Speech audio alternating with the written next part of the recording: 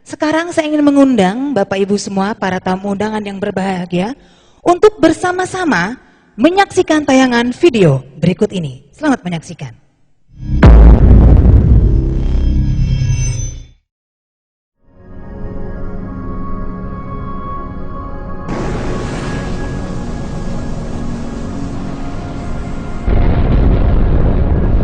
Ini adalah kisah dari akhir sebuah zaman.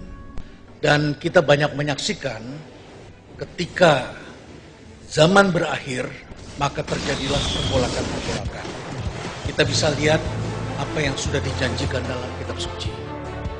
Akhir dari sebuah zaman, lawan-lawan yang tak kelihatan yang kita anggap sangat berbahaya, yang sangat mematikan, yang sangat mengancam kehidupan kita. Perang, batu, api, gunung berapi. Bahkan kemudian juga kita menyaksikan tsunami, badai, pertempuran, keributan, matahari terbit dari tempat tenggelamnya. Kemudian kita menyaksikan gumpalan-gumpalan cerita. Gumpalan-gumpalan yang dihadapi setiap bangsa.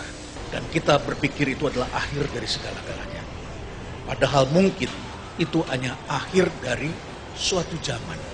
Suatu zaman yang dipetakan oleh para saintis dengan melihat kejadian demi kejadian dari berbagai peristiwa, maka kemudian terjadilah apa yang disebut dengan trend break.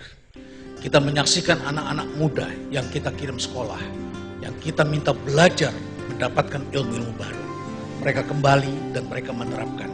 Mereka melihat apa yang terjadi di dunia yang barangkali tidak kita pahami. Anak-anak muda belajar statistik yang disebut dengan real time. Kita belajar statistik time series. Dan semua itu kemudian disambut dengan keributan-keributan. Kita menyaksikan keresahan dari saudara-saudara kita yang tidak bisa memahami apa yang tengah terjadi. Menghadapi lawan-lawan yang tak kelihatan. Kemudian kita menyaksikan Alvin Toffler.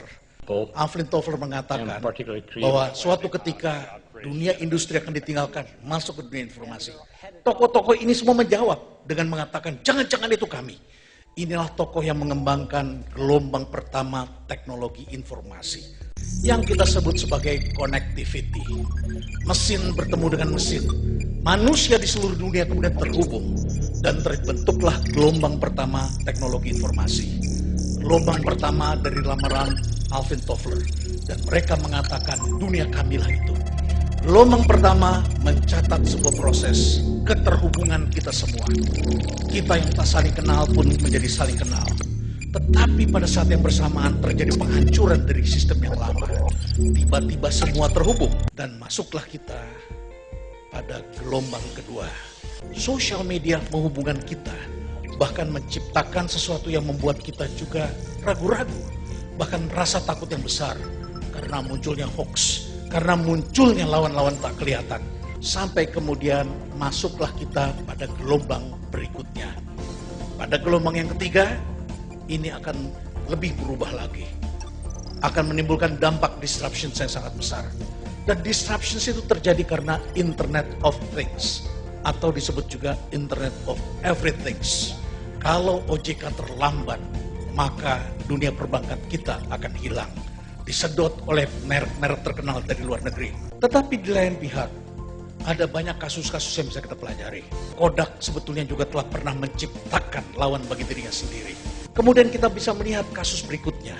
Ini kisah perjalanan untuk meletakkan bendera di Kutub Selatan. Antara dua bangsa. Bangsa Norwegia dengan bangsa Inggris. Yang satu membawa anjing husky, yang satu membawa kuda. Kenapa mereka membawa kuda? Karena mereka terikat tradisi militer yang terbiasa membawa kuda. Tentu saja pertanyaan yang masih tersisa adalah bagaimana bila Anda akan menjadi pesaing bagi diri Anda sendiri dan mengapa perusahaan-perusahaan sukses berguguran dan banyak usaha-usaha yang terancam dalam menghadapi gelombang baru ini yang kita sebut sebagai